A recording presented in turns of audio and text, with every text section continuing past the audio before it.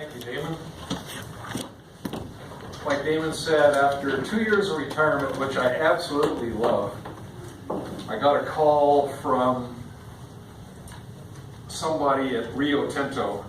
And as Maria said, names are important. And I got a call from Teeny.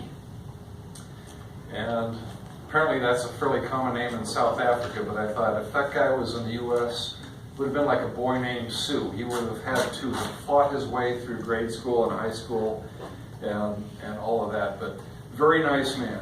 And he said, I'd like to talk to you about coming back to work, and I thought, fine, I'll get a free lunch out of the deal and I'll tell him no. And he was actually, rarely for Rio Tinto, was an honest person, which is my first observation on corporations, is that sometimes you tend not to tell the truth because you're trying to get an outcome based on telling a story less than the truth to influence people to do what you want them to do. But in reverse, this guy told me the truth, that he was desperate, that he needed somebody because they were moving the sales and marketing and logistics group to Chicago. And somehow they thought that, the corporation thought that everyone would jump at the chance to leave Salt Lake and move to Chicago. And I don't know why anybody would think that unless they were diehard Cubs fans. But nonetheless, I was impressed by him, and yes, I said I'll agree to go back to work for 3 to 6 months and get you through this transition, which is actually kind of a mission impossible, because nobody in management knows what these people do. They thought it's very simple. We'll just move to Chicago. Everyone will come. When they realized nobody was going to go, they were all going to quit, take their severance, and go on with life. They thought that, well, we'll just hire millennials when we get to Chicago. Bright, young, educated millennials that know logistics or sales or whatever. But the problem with that is that a few years ago they threw out the legacy computer system and brought in a well-known company to replace their systems with one that they were told would do everything. It would be a single platform and would work for across worldwide, Australia, Great Britain, South Africa, wherever. Unfortunately, it didn't work that way. They had to modify the system for each individual place, and now there's no documentation. But it's just a failure of management to realize the realities of what the workers are faced with, which I think is not unique to Rio Tinto. I think it probably is common to every corporation in the world. The managers would like to think that it'll run fine because they're in charge, but they don't know what the people underneath them do or what their daily tasks are. And so when they move to Chicago, they're going to find the young millennials will come into the 71st floor of the Aon building in downtown Chicago, and somebody will call up and say something about shipping from the refinery. And they'll say, what refinery? Where is this? Who do I talk to?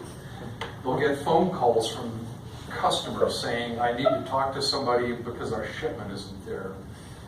It's going to fall apart. It's absolutely going to fall apart.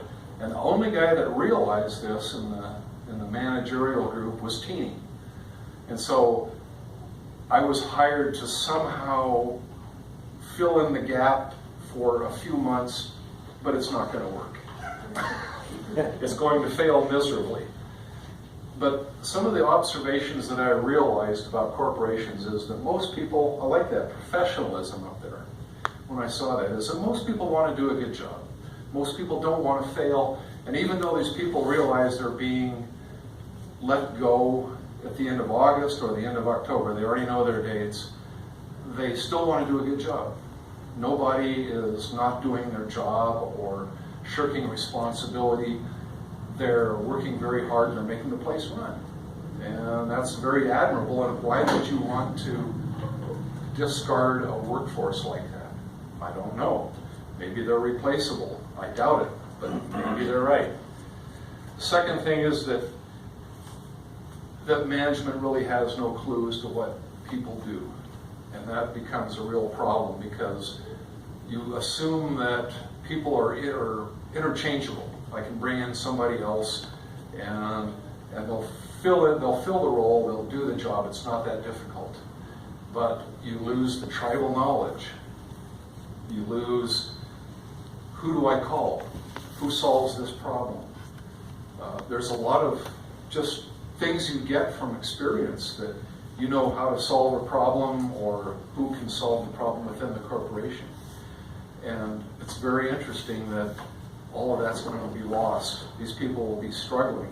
Teeny has not been here that long, so he doesn't know.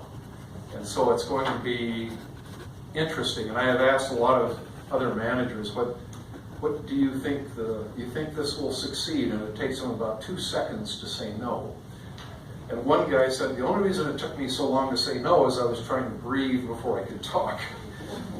And why, I guess I'm just curious as to why everyone sees this except for the people in charge of making the decision. It's been a very interesting thing. And so I guess I'm interested in being there because I get to see my old workmates.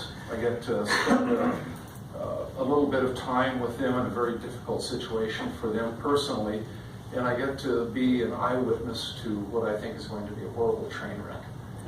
But I guess I would say that managing a corporation is more than assuming that all of these people are interchangeable, that experience counts, that knowledge counts, that people who have worked on these problems for many years, if you throw somebody else into that situation that has never dealt with that, who knows? Maybe it'll turn out fine, but I doubt it. But in the meantime, I get to go back to work, interact with my old fellow workers, I guess, and to be eyewitness to what I think is going to be a tragedy for the company and for lots of individuals. But I wish that somehow this would have a happier ending, but one person I know has already found another job and is probably the happiest he's been in 5 years. So sometimes you never know when something bad happens, it's an opportunity for something better. Mr. Toler.